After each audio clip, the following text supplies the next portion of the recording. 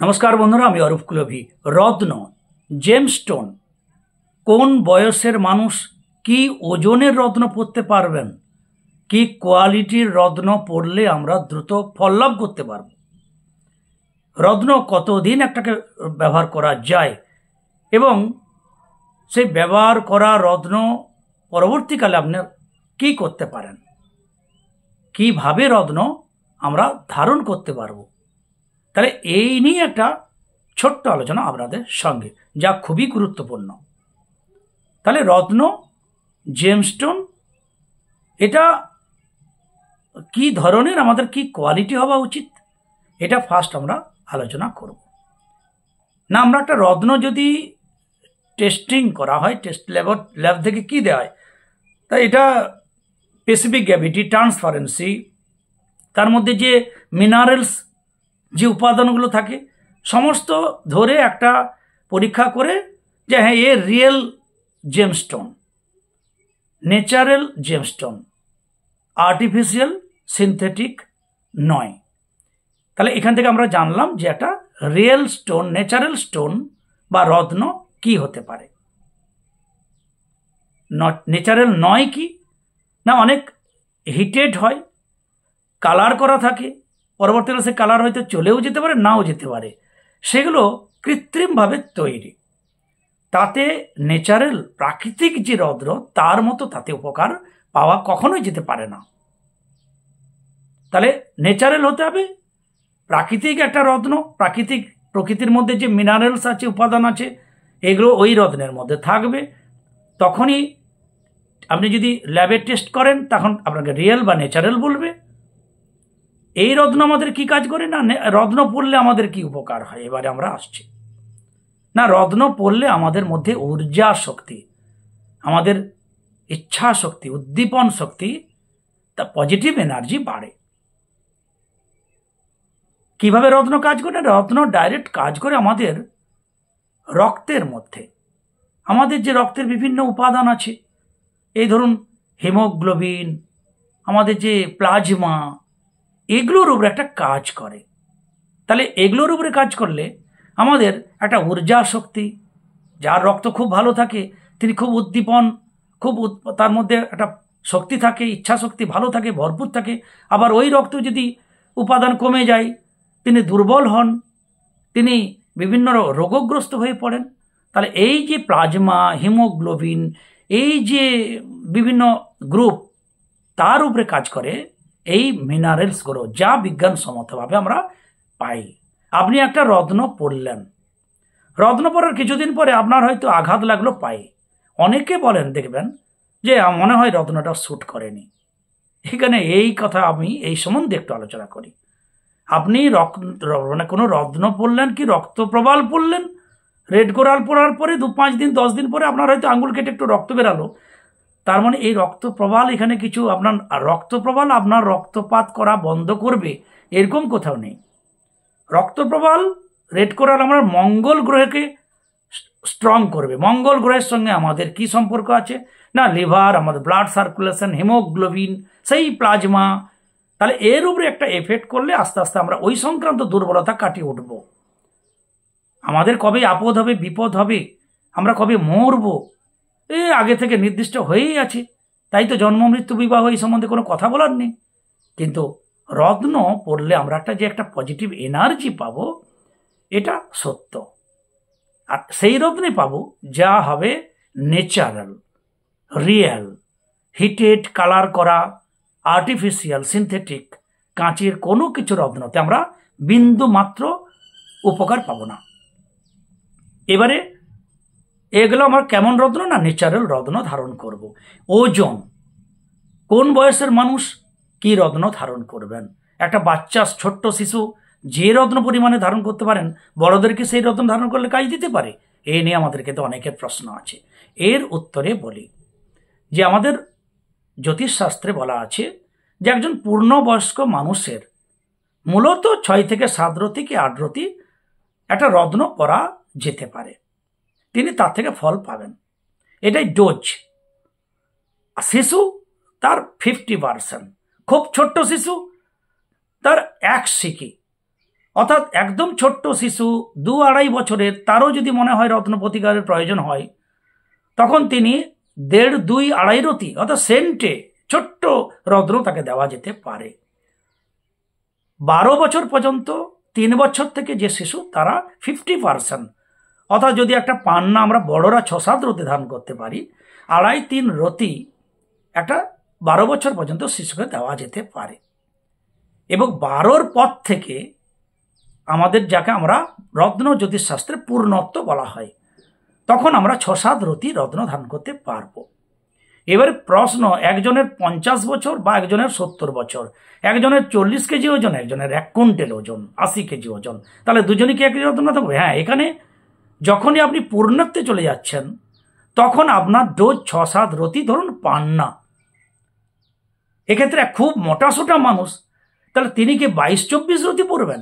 এরকম কোথাও কোনো জ্যোতিষশাস্ত্রে নেই ভাই। আপনি যদি পূর্ণবয়স্ক হন, আপনার যদি জ্বর হয়, আপনার প্যারাসিটামল 600 কি 650 mg, বাচ্চাদের 300-350, ছোট্ট শিশুদের 125 mg, একদম 1 মাসের শিশু যদি হয় তাকে 10 ফোঁটা, অর্থাৎ ড্রপে এসে যাচ্ছে 10 ফোঁটা, 8 ড্রপস, 10 ড্রপস, এই যে এসে যাচ্ছে 10 ফোঁটা থেকে হাফ প্যারাসিটামল, অর্থাৎ 500 mg-র হাফ 250, 125, তার থেকে ছোট শিশু বড়দের 650। আগে 500 ছিল, এখন এত জ্বরের প্রভাব বেড়েছে ফলে এখন আর 500 থেকে কাজ হয় না, 450। কিন্তু আপনি খুব মোটাসোটা মানুষ, 50 বছর বয়স, 1 কুইন্টাল ওজন, তাহলে আপনাকে কি 1200 mg-র প্যারাসিটামল দেওয়া হবে? কখনো হতে পারে না, এটাও সে মেডিসিন। তবে হ্যাঁ, আপনার অর্থ পারমিট করছে, আপনার ওয়েট বয়স বেশি, আমি কি আর একটু বেশি পড়তে পারি না, তখন কেউ না বলবে না। 6-7 রতির পান্না, 6-7-8 রতি কি 10 রতি পর্যন্ত রক্ত প্রবাল, এই আমাদের পূর্ণবয়স্ক যারা সবার একই ভালো সুন্দর কাজ করবে যদি ন্যাচারাল হয়। আরেকটা কথা বলে রেখে বন্ধু এই প্রসঙ্গে, যে শ্বেত প্রবাল, রক্ত প্রবাল, এই যে রত্নগুলো সামুদ্রিক রত্ন, এই প্রবালগুলো প্রবাল প্রাচীর আছে, এ পোকার দ্বারা তৈরি। তাহলে এই প্রবালের মধ্যে অনেক সময় পোকা থেকে যায়, ভালো প্রবাল পরবর্তীকালে পোকা কেটে বাইরে বেরিয়ে আসছে, আপনি দেখলেন প্রবালটা পোকা আছে, ধারণ করা যাবে কিনা? এই প্রসঙ্গে আমার গুরুদেব বলেছেন, যদি পোকা থাকে, পোকা চিহ্ন থাকে, গাঁটের চিহ্ন থাকে রক্ত প্রবালে, শ্বেত প্রবালে, সেটি আগে ধারণ করা উচিত, কারণ সেটি একদম নিখাত ন্যাচারাল। বেশি চকচকে, বেশি পালিশ এখন এত কৃত্রিমভাবে তৈরি হচ্ছে, যা না টেস্ট করে ধারণ করাটা খুবই বিপজ্জনক। ফল তো পাবেন না, শুধু শুধু কতগুলো টাকা নষ্ট হতে পারে। ফলে প্রবাল বলুন, যেই রত্ন বলুন, যদি রত্নটা সুন্দর ন্যাচারাল হয় তাহলে সেই রত্ন আপনি ধারণ করবেন। রক্ত প্রবাল, শ্বেত প্রবালে যদি একটু পোকাও থাকে তাও ধারণ করা যাবে, কিন্তু ঝাঁ চকচকে রত্ন প্লাস্টিক ধারণ করে তো কোনো ফল হবে না। এবারে এই গেল ওয়েট, যে খুব ছোট শিশু, যে পূর্ণ ডোজ 5 থেকে 6 রতি, তার 50%, 3 থেকে 12 বছরের শিশু, 3 বছরের নিচে হলে চতুর্থাংশ 1 সিকি তাকে দেওয়া যেতে পারে। এরপরে আসছি যে রত্ন তো আমরা পড়লাম, অনেকের প্রশ্ন এখানে একটু বলে রাখি যে পূর্ণ হয়ে যাবার পর আমরা রত্ন কতদিন ব্যবহার করব? সাধারণত আমার রত্ন 7 থেকে 8 বছর খুব ভালো কাজ করে, তারপরে দেখবেন ঘষা মাজা হয়ে যায়, উপরটা খুব খসখসে হয়ে যায়, তখন এই রত্নটা আপনার পড়তে ইচ্ছা নাও হতে পারে, কিন্তু কাজ ঠিকই করে, একটু হয়তো কম রে আসে, করে। এ প্রসঙ্গে যে রত্ন ধারণ করার সময় আমরা কেমন রত্ন, দেখুন আপনার মনের সঙ্গে যদি মিল হয়, আপনার রত্ন ধারণ করার সময় সেই রত্নটা যেন মনের সঙ্গে মিল হয়, হ্যাঁ এই রত্ন ধারণ করেছি, একটা কনফিডেন্স লেভেল আপনাকে আনতেই হবে যে হ্যাঁ ভালো, এই রত্নটা পরে আমার ভাগ্যের উন্নতি হবে, আমি ভালো, আমি খুশি, এই রত্ন বেশ ভালো লাগছে, মনের সঙ্গে মিল হয়েছে। একদম অড, মন চাইছে না যত দামি রত্ন হোক আপনি পরবেন না, তাতে কিন্তু আপনার সবসময় একটা মানসিক শারীরিক এফেক্ট দেবে। কেন আমাদের নিত্য নৈমিত্তিক এটা ওটা লেগেই থাকবে, আপনার মনে হয় এই রত্নের জন্য, এই রত্নের জন্য আজকে টাকা পয়সা পাওয়ার কথা চলে পেলাম না, এই ঠিক রত্নের জন্য। তখন রত্নটা খুলবো, আবার একবার পরবো, কিছুদিন খুললাম, আবার পড়লাম, এই হেন একটা দোমনা মনোভাবের জন্য আমাদের বেকার সময় নষ্ট হয়, মানসিক শক্তি দুর্বল হয়, ফল তো পাই না, বরং উল্টে আমাদের মনের মধ্যে একটা রিয়াকশন হয়। তাই রত্ন মনের সঙ্গে যদি পারমিট করে তবেই পরাটা উচিত হবে। রত্ন পুরনো হয়ে গেছে, একদম খসখসে ঘষা হয়ে গেছে, আপনি মনে করলেন যে আমি আরেকটা নতুন রত্ন পরবো, খুব ভালো কথা। 8 বছর 10 বছর কেউ বা 5 বছর পরে পাল্টে নেন। পুরনো রত্নটা কি করবেন? অনেকে বিক্রি করে দেন। আমি তাদের অনুরোধ করব, এই রত্ন আমাদের পোশাক নয়, পুরনো পোশাক বিক্রি করে 2টো থালা বাসন কিনে নিলাম, মাথার চুল নয়, আমরা সব চুল চিরুনি থেকে জমা করে রাখলাম, দিয়ে কিছু থালা বাসন কিনে নিলাম, সনপাপড়ি কিনে নিলাম। রত্ন আপনাদের ভাগ্যের চাকার উপরে একটা প্রভাব বিস্তার করে। রত্ন আমাদের মন প্রাণ হৃদয়ের সঙ্গে একটা সৌভাগ্যের সঙ্গে একটা অ্যাডজাস্ট একটা করে থাকে। যে রত্ন আপনার মনে হচ্ছে আপনাকে সৌভাগ্য দিয়েছে, সেই রত্নকে কখনো বিক্রি করবেন না। যদি নিহাতি রত্ন আমরা বাড়িতে রাখতে না অসুবিধা হয়, তাহলে তাকে কখনো পালিশ করে বা কোনো একটা ভাবে কোনো দুস্থকে আপনি দান করতে পারেন, কিন্তু রত্নকে কখনো বিক্রি করবেন না, বাড়িতে কৌটোই রেখে দিন। আমার গুরুদেব বলতেন, যে রত্ন ভাগ্য ফেরায়, ভালো আমাদের মন প্রাণ হৃদয়ের সঙ্গে অ্যাডজাস্ট করে, অর্থাৎ আমরা মনে করি যে এই রত্নের পর আমরা খুব সৌভাগ্য লাভ করেছি, সেই রত্নকে কখনো হাতছাড়া করতে নেই। আমার গুরুদেব বলছে, মাদুলি করে কবজে পরে আঁটিয়ে তাকে বাহুতে রাখো, মানি পার্সে রাখো, পকেটে রাখো, তবুও সেই রত্নকে কখনো হাতছাড়া করতে নেই। মনে হবে ওই রত্ন একটা ন্যাচারাল জিনিস, এই পৃথিবীর খনিগর্ভ থেকে, সমুদ্রজাত থেকে তাকে আনা হয়েছে, তা আমার জন্যই হয়তো নির্দিষ্ট ছিল, ফলে আমার সৌভাগ্য ওই রত্ন থেকে হয়েছে। অনেকে দেখবেন আমরা মামুলি মেডিসিন ওষুধে আমরা অনেক বড় বড় রোগ থেকে আমরা উত্তরণ হয়েছি, অথচ বড় বড় দেখবেন ওষুধ সেখানে কাজ করেনি, এমন হয়েছে ঘটনা জীবনে। ফলে এ একটা মেডিসিন। তাহলে ওজন, কোয়ালিটি ন্যাচারাল হতে হবে, মনের সঙ্গে মিল হতে হবে, তাহলে আপনি সেই রত্ন থেকে আমরা ফল পাবো। শোধন করে রত্ন পরার বিধান দেওয়া আছে। আবারও বলি, কাঁচা দুধ, গঙ্গা জল, চন্দন, ঘি, মধু একটি পাত্রে ধরুন, আপনি একটা কাপে ½ কাপ, হাফ কাপ কাঁচা দুধ নিলেন, তার সঙ্গে ½ কাপ তার সঙ্গে দিয়ে দিলেন গঙ্গা জল। অনেক বন্ধু বলেন গঙ্গা জল তো নেই, আমি এলাকায় আছি, আমার আসাম কুচবিহারের বন্ধুরা অনেক সময় বলে থাকেন, নাহলে জল দেওয়ারই দরকার নেই, দুধের মধ্যে তো জল আছেই।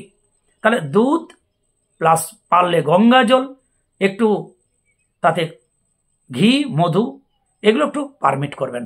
লেবু বা দই দিয়ে পঞ্চামৃতর যে উপাদান ওটা করবেন না, ওতে অনেক সময় রেড কোরাল, হোয়াইট কোরাল ওর একটা প্রভাব পড়ে।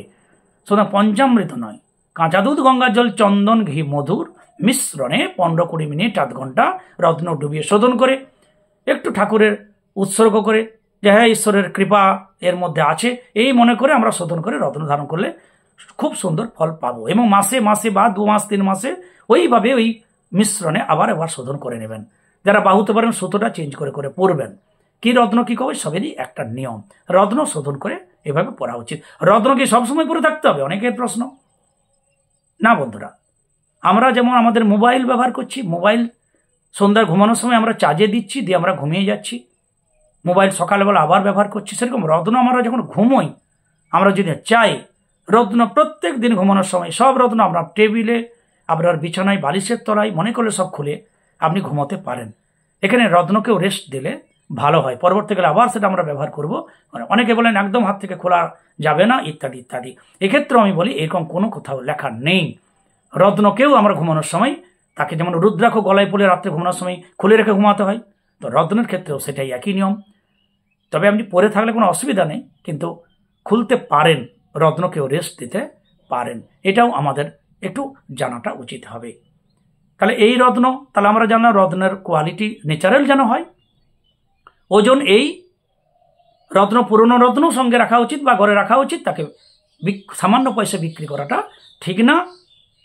আর রত্ন শোধন করে পড়া উচিত, মাঝে মাঝেই রত্নকে শোধন করা উচিত, এবং সেই রত্ন আপনি পড়বেন যেটা মনের সঙ্গে আপনার পারমিট করছে, মন চাইছে, ভালো লাগছে, ঠিক আছে, তবে এই রত্ন আপনার পক্ষে সুটেবল হবে, ভালো হবে।